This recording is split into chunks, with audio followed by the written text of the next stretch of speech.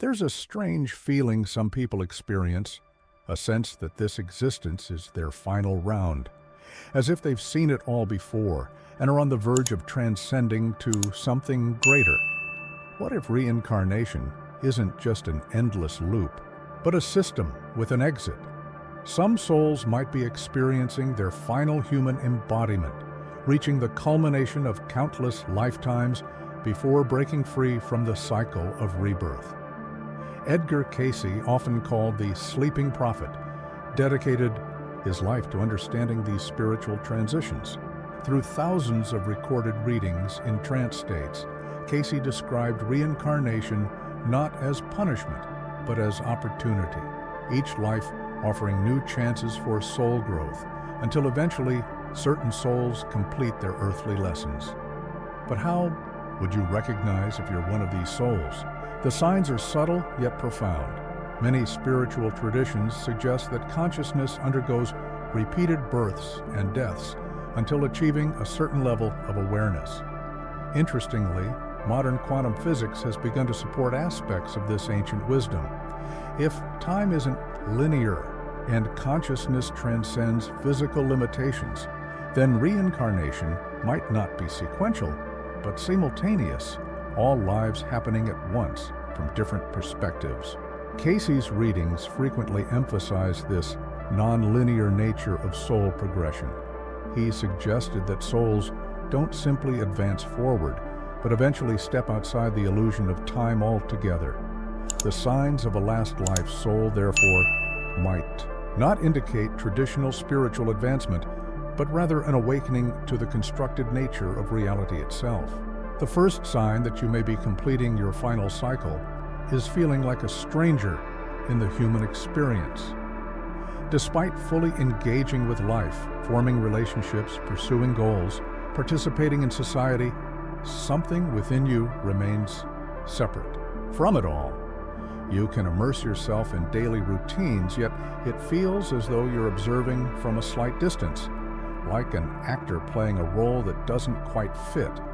This isn't detachment born from depression or disassociation. Rather, it's a profound recognition that the material world isn't the complete picture. While others seem deeply invested in acquiring status, wealth, or power, you recognize these pursuits as temporary constructs, important within the game of life, but not defining ultimate reality. Edgar Cayce described this phenomenon in reading 284-22, where he explained that souls nearing completion of their earthly cycles often experience a form of cosmic homesickness, a subtle yearning for something beyond material existence. This sensation isn't escapism, but recognition, like remembering a truth you've always known, but temporarily forgotten. This feeling aligns with emerging theories and consciousness studies. Some researchers now propose that what we experience as self might be a temporary projection, a focal point of awareness rather than our true nature. Those completing their final incarnation aren't lost souls. They're the ones closest to remembering their original state of being. The deeper this awareness grows, the more the world begins to feel like a vivid dream from which you're gradually awakening. Nothing truly belongs to you, and you don't fully belong to this reality. You're simultaneously in it, yet not entirely of it. If reincarnation exists as a learning process, why would some souls reach a point where they no longer feel bound by its lessons? Perhaps because the ultimate realization isn't about accumulating more wisdom, but recognizing that spiritual growth itself was part of the illusion, a necessary construct until it's no longer needed. Is this description resonating with you? Has that feeling of being a compassionate observer rather than a desperate participant always been part of your experience? If so, you might be witnessing reality from the perspective of a soul completing its final cycle. The second trait of souls in their final incarnation manifests as profound déjà vu experiences. Unlike the momentary familiarity most people occasionally feel, your déjà vu episodes are vivid, frequent, and often accompanied by specific knowledge you couldn't possibly possess in this lifetime alone. Edgar Cayce's readings frequently address this phenomenon. In reading 29821, he described how souls approaching liberation experience bleed through from other timelines, moments when the veil between incarnations temporarily thins. These aren't mere neurological glitches, but glimpses of a multidimensional existence your consciousness is preparing to fully embrace. You might find yourself knowing exactly how conversations will unfold before they happen, recognizing places you've never visited or possessing skills you never formally learned.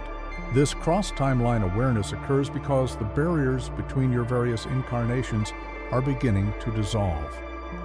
Quantum physicists have recently proposed models suggesting that time may not be linear, but rather a field of possibilities, existing simultaneously. If correct, this would mean your past lives aren't truly past at all. They're happening concurrently with your consciousness, simply focused on this particular expression. As you approach your final cycle, that focus becomes more fluid, allowing momentary awareness of your other expressions. The third indicator is a fundamental shift in how you perceive mortality. Unlike the instinctive fear that drives most human behavior, you experience a calm acceptance of death. This isn't nihilism or depression, but a deep, peaceful recognition that physical transition is simply another doorway. When Cayce was asked about souls completing their final cycles, he explained that they carry subconscious memories of previous deaths, not as traumatic endings, but as transitions between states of being. This remembrance gradually neutralizes the primal fear response, replacing it with tranquil awareness. You might notice this manifesting as an unusual comfort with the topic of mortality, an ability to discuss death openly without the typical emotional distress, or even occasional recognition that you've experienced death before. This perspective fundamentally changes how you live. When the fear of ending no longer drives your choices, you're free to experience each moment for its inherent value rather than its perceived permanence. The fourth trait appears as synchronicities that defy statistical probability. While coincidences happen to everyone, your life seems woven with meaningful patterns that respond to your thoughts and intentions with uncanny precision. You think of someone, and they call. You need specific information, and it appears. You feel lost, and perfect guidance arrives unexpectedly. These aren't random occurrences, but indications that your consciousness is beginning to interact with reality at a more fundamental level. Cayce described this phenomenon as souls developing co-creative awareness, the ability to shape experience through intention rather than merely responding to circumstances. This emergence of synchronistic flow correlates with fascinating discoveries in quantum mechanics. The observer effect demonstrates that consciousness itself influences physical reality at the quantum level. As a soul completing its final cycle, you're not just experiencing the universe, you're participating in its continuous creation. The most profound aspect of this trait is recognizing that the universe isn't happening to you, it's responding. With you, reality becomes less rigid and more conversational. This isn't magical thinking, but emerging awareness of the interconnected nature of consciousness and physical experience, a perspective Cayce described as essential for souls preparing to transcend the reincarnation cycle. With each synchronicity, you're receiving confirmation that you're aligning with a deeper current of existence, one that flows beneath the apparent randomness of physical life. These moments aren't rewards, but remembrances, gentle nudges awakening you to your participation in reality's unfolding story. The fifth trait marking souls in their final incarnation is an unusual relationship with desire itself.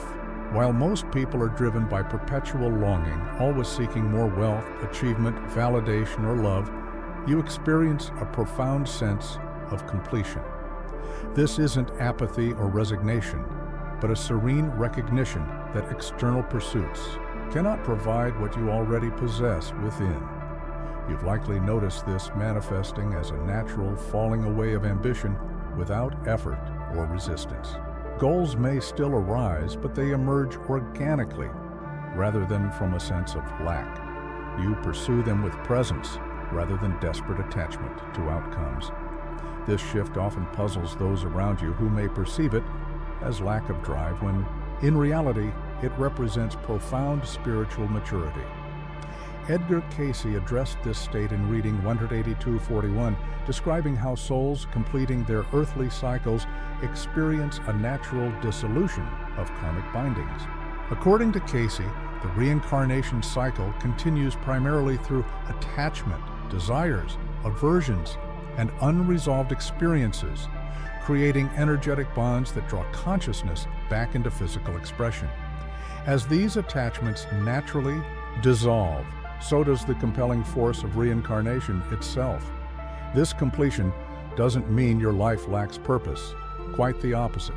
Without the restless seeking that characterizes most human existence, you're free to act from authentic presence rather than compensation for perceived incompleteness. Your actions arise not from hunger, but from fullness, creating a distinct quality of being that often inspires others without conscious intention. The sixth sign appears as an intuitive recognition that physical reality isn't the foundation of existence, but a projection or expression of something more fundamental. You sense the constructed nature of everything you perceive, not as intellectual concept, but as lived experience. This awareness often begins subtly, perhaps noticing how your perceptions shape your experience, or recognizing that sensory input represents only a tiny fraction of available information.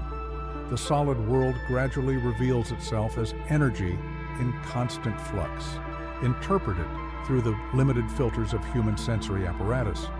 Cayce referred to this as veil thinning, the progressive recognition that material reality is more like projected light on a screen than the source of that light. This isn't dismissal of physical experience, but contextualizing it within a larger framework of consciousness. Fascinating parallels exist between this ancient wisdom and cutting-edge physics. Holographic universe theories propose that three-dimensional reality may be encoded information projected from a two-dimensional boundary. The simulation hypothesis suggests similar concepts from a computational perspective. These scientific models echo what mystics have described for millennia, that material reality emerges from deeper formational fields. For souls completing their final cycle, this isn't merely theoretical. You likely experience moments when the constructed nature of reality becomes immediately apparent, when the world briefly appears as patterns of energy rather than solid objects, or when the artificial division between self and environment momentarily dissolves. The seventh characteristic emerges as recognition of your fundamental nature beyond identity. Rather than experiencing yourself primarily as a separate entity with fixed attributes, you increasingly recognize identity itself as a useful but temporary construct, like a character in a play rather than your essential being. When Cayce entered his trance states, he described awareness beyond personal identity, what he called the superconscious state, where individual selfhood dissolves into universal consciousness. In reading 253:38, he explained that souls in their final incarnation naturally begin accessing this perspective while still embodied, creating a dual awareness that sees both the individual story and the larger context simultaneously. This isn't self-negation, but expansion, recognition that what you truly are extends far beyond the boundaries of name, form, history, and personality. The I becomes transparent, revealing itself as a focal point of universal awareness rather than a separate entity. The eighth trait manifesting in souls completing their final cycle is profound universal empathy that transcends conventional boundaries. Unlike typical compassion, which remains rooted in separation between self and other, You experience a visceral recognition of interconnection with all living beings, feeling their joy and suffering as extensions of your own experience. Edgar Cayce described this state in reading 364:51 as cosmic consciousness, awareness that recognizes all life as expressions of a unified field rather than separate entities. This isn't merely intellectual understanding, but lived reality. The suffering of others becomes as immediate as your own, making service a natural expression rather than a moral obligation. You likely notice this as spontaneous compassion arising without effort, extending beyond human relationships to animals, plants, and even seemingly inanimate aspects of existence. Conventional boundaries between species, kingdoms, and even the living and non-living world begin dissolving in your perception. This isn't sentimental projection, but recognition of the conscious presence animating all forms. This expanded empathy manifests practically as natural ethical behavior without need for rigid moral frameworks. Your actions increasingly align with universal well-being, not through discipline, but through recognition that harming others is quite literally harming aspects of yourself. Cayce emphasized this trait as essential for souls ready to transcend the reincarnation cycle, noting that genuine liberation cannot occur while consciousness remains fragmented in its perception. The ninth and final characteristic appears as spontaneous liberation from repetitive patterns, psychological, behavioral, and relational cycles that previously seemed inescapable. Without deliberate effort, you find yourself naturally outgrowing compulsions, addictions, and limiting beliefs that once defined your experience. Cayce referred to this as karmic completion, the natural conclusion of learning patterns that have persisted across multiple lifetimes. In reading 1908, he explained that souls in their final incarnation often experience accelerated resolution of long-standing patterns, sometimes working through, in months or years, what might otherwise require multiple lifetimes. This doesn't manifest as perfect behavior, but as a fundamentally different relationship with imperfection.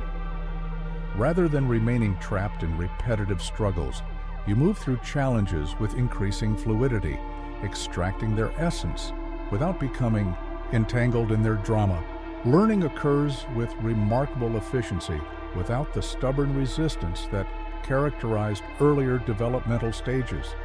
You might notice familiar triggers no longer producing habitual responses, relationships naturally transforming without the power struggles of the past, or long-standing fears dissolving without formal therapeutic intervention. This isn't bypassing difficulties, but integrating them at their roots, addressing causes rather than symptoms.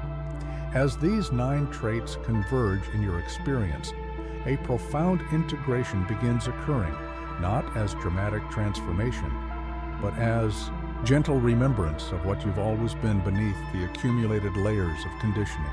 The boundaries between spiritual seeking and everyday living gradually dissolve, revealing ordinary existence itself as the sacred journey you've been pursuing all along. What happens when a soul completes its final cycle? Cayce was careful not to define this experience in concrete terms, suggesting that it transcends conceptual understanding.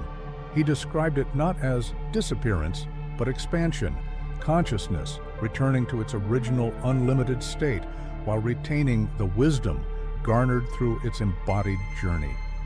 Whether you recognize several of these traits in your experience or simply feel drawn to this exploration, remember that spiritual development isn't a competition or achievement. The recognition of these qualities isn't cause for spiritual pride, but invitation to deeper presence with whatever arises in your experience. If you're indeed completing your final cycle, this understanding doesn't separate you from others, but connects you more deeply to the collective journey. Your awakening doesn't remove you from humanity, but enables you to participate more fully in its evolution, bringing presence to the beautiful, challenging, and utterly mysterious experience of being alive. What traits have you recognized in yourself? Share your experiences in the comments below, and remember to subscribe for more explorations of consciousness, spirituality, and human potential. Our channel brings you weekly content delving into the teachings of Edgar Cayce and other great mystics throughout history. Don't forget to click the subscribe button right now and hit the notification bell so you never miss our weekly explorations into consciousness, reincarnation, and the extraordinary potential of human experience. Your support allows us to continue sharing these ancient wisdoms that can completely transform your perspective on reality. Until next time, may your journey be filled with presence regardless of which cycle you're experiencing. If this content resonated with you, please share it with others who might also be experiencing similar spiritual transformations. The wisdom of Edgar Cayce remains as relevant today as it was in his time, offering valuable insights for navigating these times of collective awakening. This channel is dedicated to exploring teachings that have been preserved throughout time to assist in the evolution of human consciousness. Each subscription helps us reach more people with these transformative messages. Join our community now.